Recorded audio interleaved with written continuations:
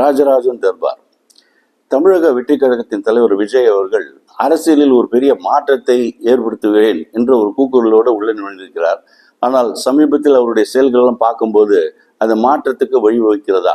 இதை பற்றி என்னுடைய கருத்துக்கள். முதலில் அவர் போற இடமெல்லாம் பிரச்சாரம் செய்யல, எல்லா இடத்துலையும் ஒரு பெரிய பிரச்சனையை உருவாக்கி கொண்டிருக்கிறார்.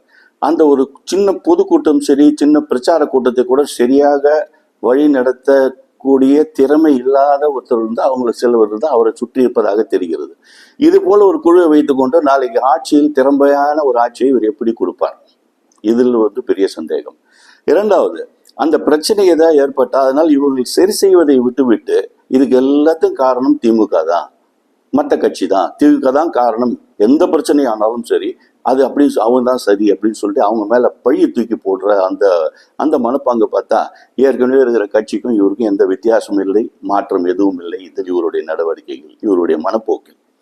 அதுக்கடுத்து பார்த்தோன்னா இவருடைய அனௌன்ஸ்மெண்ட்ஸ் எல்லாம் பார்த்தீங்கன்னா இலவசம். மற்ற கட்சிகள் எப்படி இலவசம் கொடுக்குறது, 2500 ரூபாய் இதெல்லாம் கொடுக்குறோம், அதே மாதிரி இலவசங்களை இவர் கொடுத்து கொண்டிருக்கிறார். சிறப்பான நல்ல திட்டங்களை எல்லாம் கொடுப்பதை விட்டு மற்ற கட்சிகளை போலவே இலவசங்களை அறிவித்து விட்டு கொண்டிருந்தால் என்ன மாற்றத்தை இவர் கொண்டு வரக்கூடும்?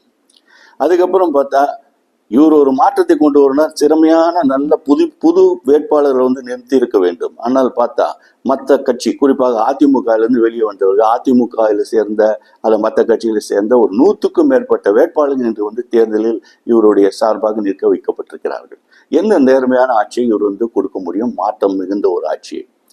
அதுக்கப்புறம் பார்த்தோம்னா வேட்பாளர்கள் எல்லாருமே நிற்கப்படுகிற வேட்பாளர்கள்லாம் விஜய்க்கு நல்ல தெரிந்தவர்களா இருக்க வேண்டும், நல்ல உண்மையான நேர்மையான சமூக சிந்தனை உடையவர்களா இருக்க வேண்டும். ஆனால் நிற்கப்பட்டவங்களை பாதி பேரை பார்த்தோம்னா விஜய்க்கு தெரியாதவர்கள் தான் நின்று கொண்டிருக்கிறார்கள். யார் 10 நாள் முன்னாடி கட்சியில சேர்ந்தவங்க, 2 மணி நேரத்துக்கு முன்னாடி சேர்ந்தவங்க எல்லாத்தையும் வேட்பாளர் நீக்க வைத்திருக்கிறார். அதுவும் நிறைய பேர் மேல பாலியல் குற்றங்கள் இருக்கிறவர்கள் நிற்க வைத்திருக்கிறார்கள். அதுக்கப்புறம் கஞ்சா கேஸ்ல ஜெயில ஜாமீன்ல வெளியில வந்தவங்க அவங்க எல்லாம் வேட்பாளர் நீக்கப்பட்டிருக்கிறார்கள். இப்படிப்பட்டவர்களாம் வைத்துக்கொண்டு வேட்பாளர் நிற்க வைத்து இவர் எப்படி ஒரு தூய்மையான ஆட்சியை கொடுப்பேன் என்று மக்களை ஏமாற்றுகிறார் என்று புரியவில்லை. மக்கள் தான் சிந்திக்கட்டும்.